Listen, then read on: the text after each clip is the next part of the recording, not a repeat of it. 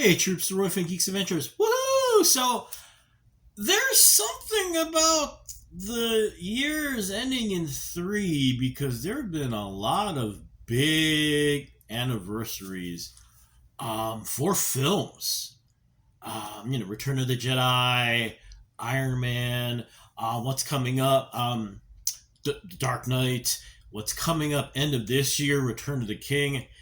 And I literally, in a couple weeks, this martial arts and action film classic, one of the I get to use an SAT word, one of these seminal films in act for action and martial arts. Enter the Dragon, the legendary film starring Bruce Lee. Um, when I was gonna do this, it was originally going to be the kind of typical, academic sort of, these are the reasons why it's such a big, blah, blah, blah, blah, blah. Which, I mean, it's handy, okay? Because, that gives you perspective and all this other junk. And then, as I'm thinking about how I wanted to do this, for whatever reason, I started looking at all these clips from when Robin Williams died. And me being the sentimental dork that I am, I needed lots of tissue and I just started watching it. Miss you, Robin. And I realized that, you know what? That's what this is about. Because the impact they both had in their own ways, the seismic, another academic word, seismic impact, or academic phrase, I guess, better way of putting it. For both of them was huge, and not just within the genres and media they worked in, but across pop culture in general. I mean, that is really kind of what I really wanted to touch on and think about. And the funny thing is that before Bruce okay, a lot of us, this is what we know of about Bruce Lee's life, and all the other things.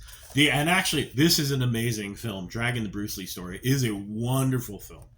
Jason Scott Lee is spooky as Bruce Lee, amazing. Lauren Holly as Linda Lee Cadwell. His wife,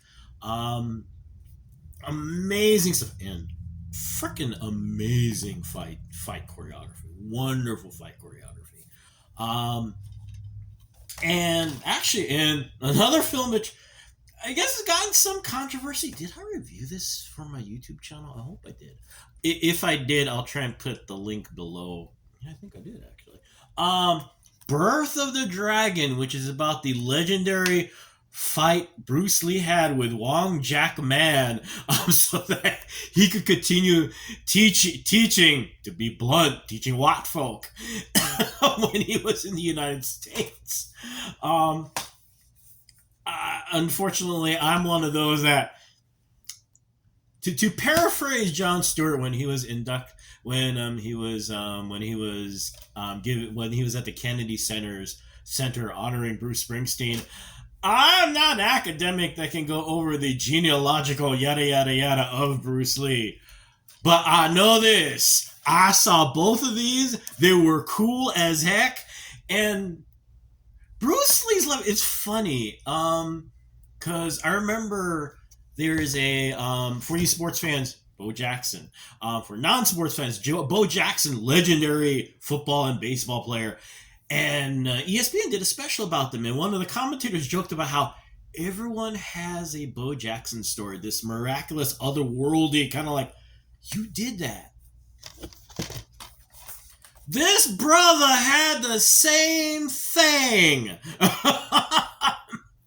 One of the funny things, I guess, when you look into Enter the Dragon, there are lots of stories about stuff that happened behind the scenes. There's one story, I guess, about one of the stunt guys who was talking smack to Bruce Lee about, oh, you're not that good. Come on, blah, blah, blah, blah. Of course, everyone else looking at this guy going, you need to shut the heck up. Until one day, Bruce Lee, you can almost see him kind of doing the, and apparently kicked snot out of him. But anyway, I digress. Which is one of the dangers of doing this way. um, let's see. As I'm like randomly looking at my notes here. Oh lordy, this is so insane. Okay, so I did do that part. Yay! You know the like I mentioned, you know the point of this is not so much to do the whole, to be blunt in some ways, cold blooded. It's not that cold blooded. The very the analysis of things. And actually, you know what? One of the more fun things actually was that Spike did a special about Bruce Lee. I Am Bruce Lee, which is out on DVD, where they just talk to all, like Kobe Bryant's in this thing. Lots of people, not just in martial arts and fighting, but pop culture, about the impact he had, and that was the beauty of it. You know, the ironic thing is that, you know, the number of films Bruce Lee was actually in, including Enter the Dragon, this is it. I mean, let me rephrase that. Before, actually, one of the things when you actually do really look into his history and go beyond the usual stuff, he was a big child star in Hong Kong. He was in tons of stuff. But when he, one of the reasons he got the heck out of America was because, well, for reasons that are massive, have a lot of social, political, cultural connotations. He went back to Hong Kong after basically Hollywood went, no, we're not quite ready for a star like you. Oh, in other words, you ain't ready for an Asian leading man. Just say it. So went back to Hong Kong and created 3 seminal pieces of martial arts work. The Big Boss, and actually the scene, there's a scene, yeah, when Bruce Lee did this film, I guess, you know, no one was sure what the reception was going to be, and in Dragon the Bruce Lee story, you know, it becomes this grand celebration because people went bonkers. And I guess, you know, Linda Lee Cadwell was like in an interview, she's like, no, people are carrying out in the streets and everything. It was amazing. Then, of course, there is Fist of Fury, which was remade into Fist of Legend by Jet Li. And Way of the Dragon, which has the legendary, amazing, once more, seminal fight with Chuck Norris. And as much as everyone talks about the nunchuck scene in Enter the Dragon, the nunchuck scene in here is way cooler. And he uses 2 nunchucks. But anyway, you know, but I mean, literally, this body of work for martial arts. Oh, and oh gosh, that TV series he did for only a little while. I forget what it's called. I'm sorry. I never intended to bring that up. I forgot that actually did last for a little while. Anyway, for those who remember what the name of the TV series was, if you could put it in the comments below. But anyway, you get the idea. His body of work's kind of quirky, but, you know, it's kind of like the Beatles. You know, only 10 albums and you're a legend. Kind of like this. You know, you've got this body of work, but the impact it has is so massive. You know, the beauty of what he did and what we were introduced to through Enter the Dragon, being, you know, the Enter the Dragon. The big deal about, I mean, it's funny because, you know, when you look at it now, it's obviously dated for a bajillion reasons considering when it was made. I mean, this movie's 50 years old, so duh. But what it did at the time, the introduction, you know, finally people being introduced to Bruce Lee, you know, after he got screwed out of Kung Fu, the TV series Kung Fu with David Carradine, after the Green Hornet just crashed and burned in the United States, and then to have this film and the whole planet just go,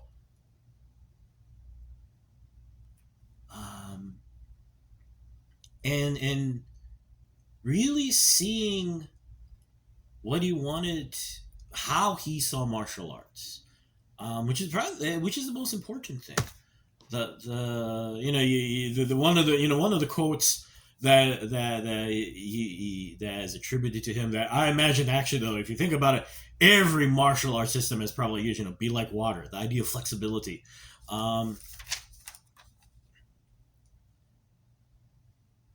The being adaptable. The idea of a fighting system being a form of expression.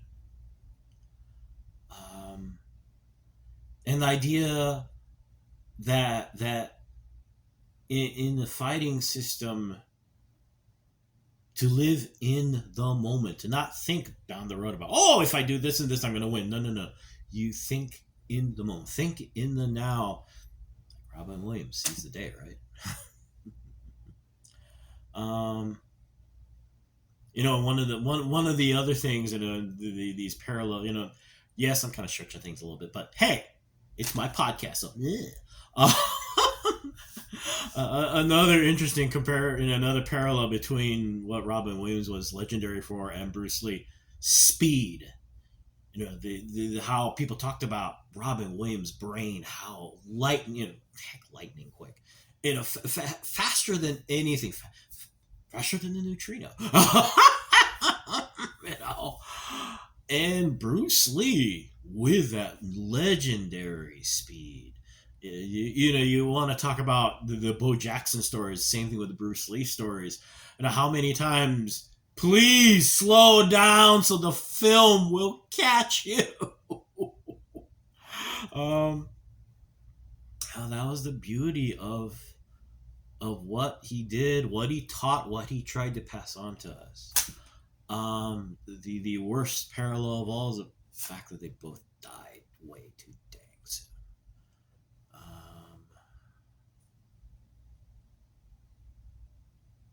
So much everything. On the flip side, as much as YouTube, social media, and all this foolishness can how frustrating, exhausting, annoying, yada it can all be,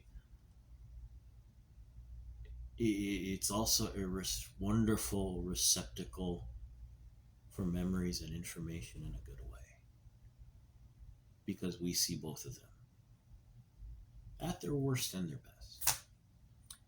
And most importantly, we were reminded of the beauty that they brought and shared. And that was the most wonderful thing about Bruce Lee, how much he wanted to share what he had, to show people what this stuff was. That wasn't just about kicking the crap out of people, although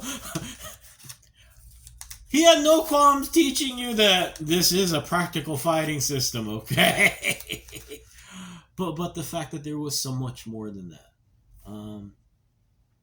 And that was the most wonderful thing that he brought. Well past the fact that, and it is still a great martial arts movie, but to help us see beyond this, think outside the box, be like water, think outside the cup, think outside the pot, think outside the riverbanks. To see what's out there, see potential, see the beauty in things. Anyway, I'm gonna go before I get way too sentimental and I need a tissue and other foolishness. Anyway, there you go. A very meandering, a very meandering take on this. If you haven't seen it before, please do. Go poking around if you're looking for some more academic, a lot less emotional takes on this.